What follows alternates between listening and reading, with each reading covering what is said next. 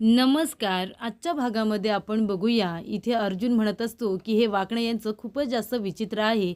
म्हणजे माझी काही चुकी नसताना मला कोर्ट रूममध्ये जाण्याची परवानगी का नाही आहे?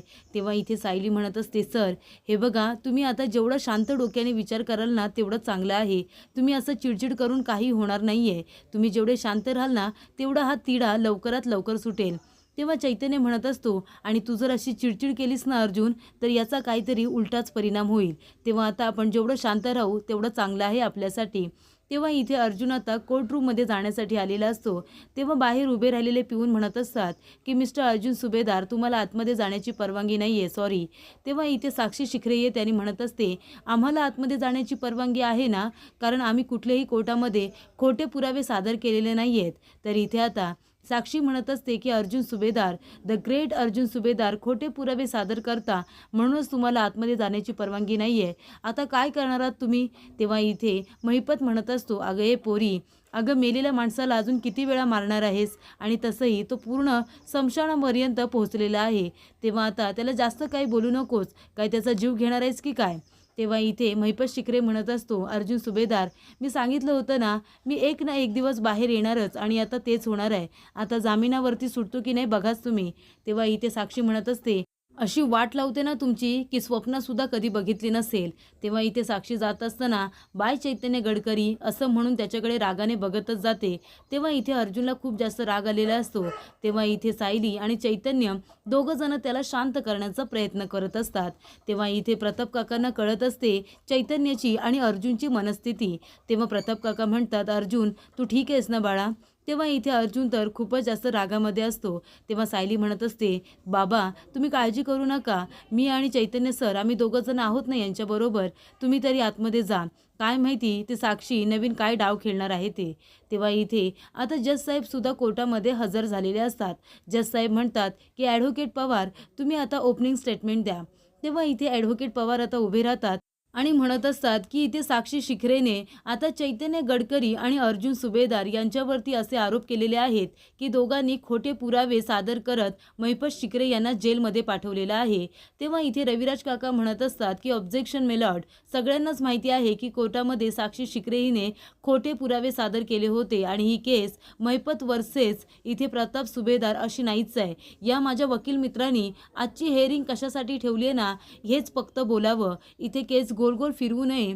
असं रविराज काका म्हणतात. तेव्हा इथे आता जज साहेब म्हणत असतात, "ॲडव्होकेट पवार, तुम्ही सुद्धा आता मूळ मुद्द्यावरती यावं." तर इथे अर्जुन, चैतन्य आणि सायली शांतपणे बसलेले असतात. अर्जुन त्याच्या त्याच्या विचारामध्ये उभा असतो.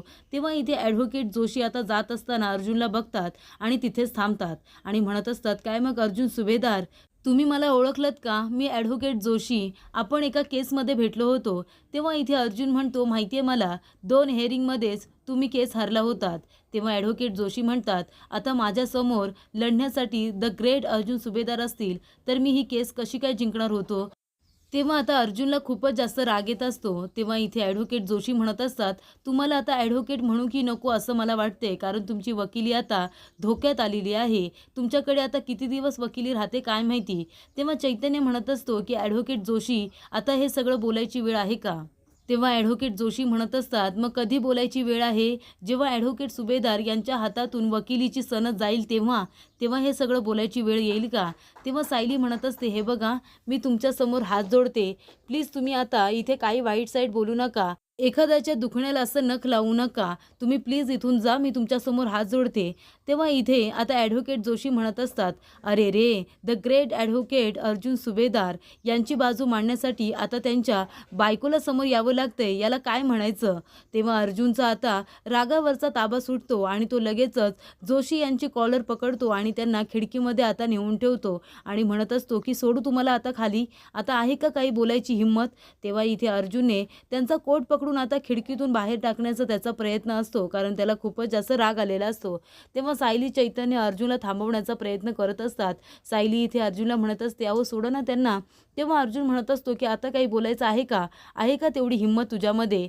तर इथे आता ॲडव्होकेट पवार म्हणत असतात, की साक्षी शिखरे यांनी जरी त्यावेळेला खोटे पुरावे सादर केले असले तरीसुद्धा त्यांचा आरोप असा आहे, की अर्जुन सुभेदार आणि चैतन्य गडकरी यांनी सुद्धा खोटे पुरावे सादर करतच महिपत शिखरे यांना जेलमध्ये टाकलेलं आहे. तेव्हा साक्षी शिखरे यांना फसवण्यासाठी ते जर खोटे पुरावे सादर करू शकतात, तर महिपत शिखरेच्या वेळेला सुद्धा त्यांनी खोटे पुरावे सादर करूनच त्यांना जेलमध्ये टाकलं असेल, असा त्यांचा आरोप आहे. म्हणून मी कोर्टाला विनंती करतोय, कोर्टामध्ये जे पुरावे सादर करण्यात आलेले आहेत त्यांची पुन्हा एकदा तपासणी व्हावी आणि महिपत शिखरे यांना जामिनावरती सोडण्याची मी आता तुम्हाला रिक्वेस्ट करतो. तर इथे ॲडव्होकेट पवार यांनी आता आपली बाजू मांडलेली असते. तेव्हा इथे चैतन्य आता अर्जुनला म्हणत असतो की अर्जुन, अरे सोड त्या ॲडव्होकेट जोशीला, बार काउन्सिलमध्ये या सगळ्याचा आपल्यावरती वाईट परिणाम होऊ शकतो, असं आता अर्जुन म्हणत असतो.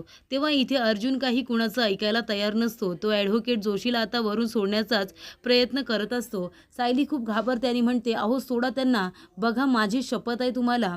तेव्हा इथे अर्जुन लगेचच ॲडव्होकेट जोशीला सोडून देतो. तेव्हा इथे ॲडव्होकेट जोशी आपला जीव आता मुठीत धरून लगेचच तिथून पळून जातो. तेव्हा इथे चैतन्य आणि सायली दोघंजण अर्जुनला शांत करण्याचा प्रयत्न करत असतात. तेव्हा सायली म्हणत असते, अहो काय तुम्ही पण रागाच्या भरामध्ये हे काय करत होता? तेव्हा अर्जुन म्हणत असतो, खरंच सॉरी, माझा ताबा सुटला, मला कळलंच नाही की मी काय वागतोय ते. तेव्हा इथे सायली आता अर्जुनला म्हणते, तुम्ही बसा बरं इथे शांतपणे बसा. तेव्हा सायलीने अर्जुनचा हात आपल्या हातामध्ये घेतलेला असतो आणि त्याला ती शांत करत असते. त्यानंतर सायली अर्जुनचा हात आता हळूच खाली ठेवते आणि ती खूपच जास्त टेन्शनमध्ये आलेली असते. अर्जुनला होणारा त्रास हा तिला सुद्धा बघवत नसतो. त्यानंतर इथे तिघेही आता शांतपणे उभे राहिलेले असतात. तेव्हा तिथे प्रताप काका आणि रविराज काका दोघेही येतात. तेव्हा आता त्या दोघांना बघितल्यानंतर अर्जुन लगेचच उभा राहतो आणि म्हणतो, डॅड काय झालं, सांगा ना काय झालं. तेव्हा साक्षी तिथे येते आणि म्हणते, मी सांगते ना काय झालं ते. अरे अर्जुन, तुला आनंदाची बातमी सांगायची आहे. माझे अण्णा आहेत ना, ते जामिनावरती सुटलेत. जामिनावरती का होईना, पण ते सुटलेले आहेत. आता ते लवकरात लवकर कसे सुटतील ना, याकडे मी लक्ष देणार आहे. कळलं ना तुला? तुला आता जे करायचं आहे ते कर. अर्जुनला हे सगळं ऐकून खूप मोठा धक्का बसतो. तो म्हणतो, डॅड हे सगळं खरं आहे का? सिनियर हे सगळं खरं आहे का? तेव्हा रविराज काका म्हणत असतात, हो अर्जुन, जज साहेबांनी महिपत शिखरे याला जामिनावरती सोडलेलं आहे. तुम्ही दोघांनी जे पुरावे सादर केलेत ते खोटे पुरावे आहेत, त्यांची पुन्हा एकदा कसून चौकशी व्हावी असं सुद्धा सांगितलेलं आहे. तेव्हा साक्षी म्हणत असते, बघितलं ना, आहे ना आनंदाची बातमी, सेलिब्रेशन तर झालं पाहिजे. तेव्हा इथे आता साक्षी पेढा घेते आणि अर्जुनला म्हणत असते, हे घे ना, पेढा खा ना. तेव्हा ती इथे सायलीला सुद्धा तो पेढा द्यायला जाते आणि म्हणते, हे घे सायली, तू तरी पेढा का, अगं माझे अण्णा सुटले जामिनावरती. तेव्हा इथे आता साक्षी म्हणत असते की अर्जुन, तू पेढा खाल्ल्याशिवाय कुणीही पेढा खाणार नाहीये, खा बरं तू सुद्धा. तेव्हा इथे साक्षी जबरदस्तीने आता अर्जुनला पेढा भरवण्याचा प्रयत्न करत असते. तेव्हा इथे आता महिपत येतो आणि म्हणत असतो, ए सुभेदार, आणि तो आता आपलं ब्लेझर वगैरे घालतो आणि अर्जुनच्या समोर येऊन उभा राहतो आणि त्याला म्हणत असतो, काय सुभेदार, अहो माझी मुलगी एवढी प्रेमाने तुम्हाला ती जिंकले म्हणून पेढा भरवते, तर तुम्ही तिच्या हातून पेढा खात नाही आहेत. तुम्हाला बघवत नाही आहे का मी जेलच्या बाहेर आलो ते? मी सांगितलं होतं ना, मी जेलच्या बाहेर येणार म्हणजे येणारच. तेव्हा इथे अर्जुनला खूप जास्त राग येत असतो. चैतन्य त्याला इथे आता थांबवण्याचा प्रयत्न करत असतो. तेव्हा इथे महिपत त्याला पेढा भरवायला जाणार, तेव्हा अर्जुन रागानेच त्याचा हात बाजूला करतो. तेव्हा महिपत म्हणत असतो, अरे बाप रे, किती तो राग. साक्षी म्हणते, अर्जुन, अरे एवढ्या रागाचं काय करणार आहेस तू? बिनकामाचा राग आहे तुझा. जसा तुझा मित्र आहे ना हा चैतन्य गडकरी बिनकामाचा, तसा तुझा रागसुद्धा बिनकामाचाच आहे. तेव्हा इथे साक्षी म्हणत असते की चैतन्य, खातोयस का पेढा, हवाय का पेढा, आणि ती त्याच्या तोंडाच्या इथे पेढा फेकून देते आणि आता सरळ सगळेजण तिथून निघून जातात.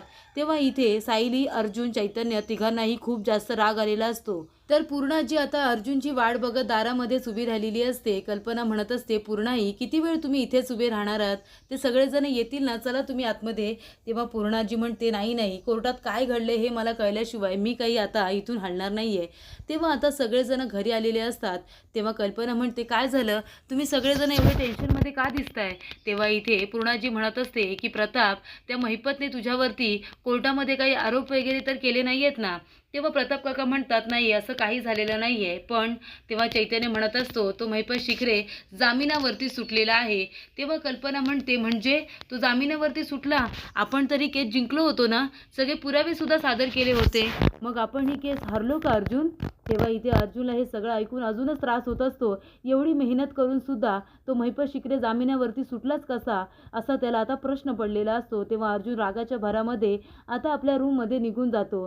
तेव्हा इथे सायली म्हणत असते की बाबा मी येते त्यांना बघून, तुम्ही जा आणि आराम करा, तुम्हाला सुद्धा खूप मनस्ताप झालाय. तेव्हा कल्पना सायली आता अर्जुनला बघण्यासाठी त्याच्या रूममध्ये जातात. तर इकडे प्रिया म्हणत असते की नागराज सर, मी सगळी तयारी केलेली आहे, महिपत सर आणि आता साक्षी येतच असतील ना. तेव्हा इथे नागराज म्हणत असतो की माझ्या मित्राचं स्वागत हे असं झालं पाहिजे, आणि तो बंदूक काढतो आणि गोळ्या झाडतो. तेव्हा इथे आता महिपत येतो आणि भेटतो आणि म्हणतो की माझं स्वागत खरं तर असंच झालं पाहिजे, खरं तर 22 तोफांची सलामी द्यायला हवी होती, पण ठीक आहे, एवढं स्वागत केलं तरी पुरेसं आहे. तेव्हा इथे नागराज म्हणतो एवढंच नाही, तुझ्यासाठी खूप तयारी केलेली आहे. तेव्हा इथे आता सगळी तयारी करून ठेवलेली असते प्रियाने. तेव्हा इथे साक्षी म्हणत असते की आज मी ठरवले, आज कुणी कितीही मूर्खपणा केला तरी सुद्धा रागवायचं नाही, कारण मी खूप आनंदात आहे. तेव्हा इथे हे सगळं क्रेडिट माझ्या मुलीला जातं, कारण तिच्यामुळे मी आज जेलमधून बाहेर आहे. तेव्हा या सगळ्याचं क्रेडिट माझ्या साक्षीला जातं, असं आता महिपत म्हणत असतो.